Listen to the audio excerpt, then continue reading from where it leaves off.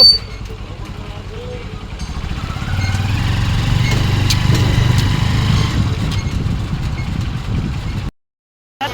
Meron din akong barkada na nagpaparis eh. Sabi ko, dito ka na kumuha.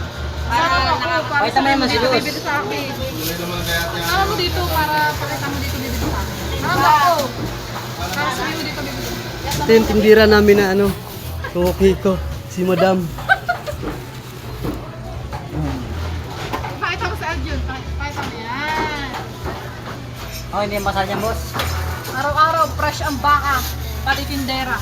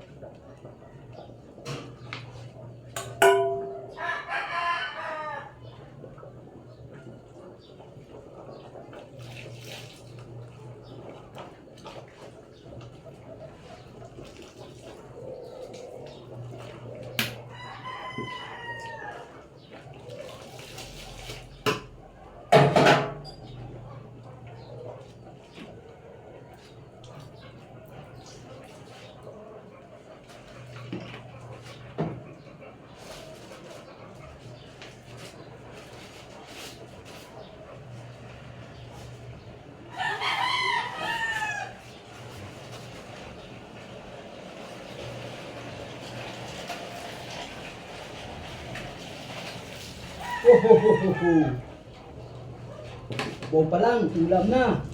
Oo.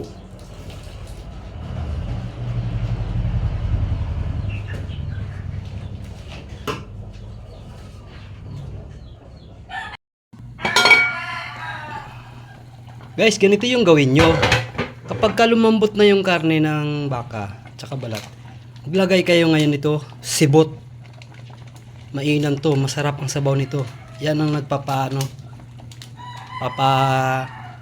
yummy talaga, amoy pa lang. Solve ka na dyan. Tsaka maglalagay tayo ngayon ng kailangan may magic sarap. Kasi ang laki ng kaldero na yan, kailangan isang buong piraso na ganito, bitchin.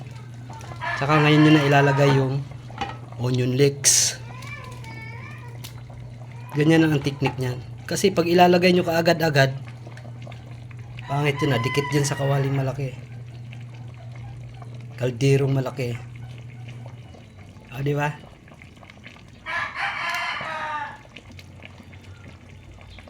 Ayan, sa mga mahilig kumain ng pares dyan, ayan, maya-maya, okay na to. Gagayatin, hihiwain na lang to lang. Gora na.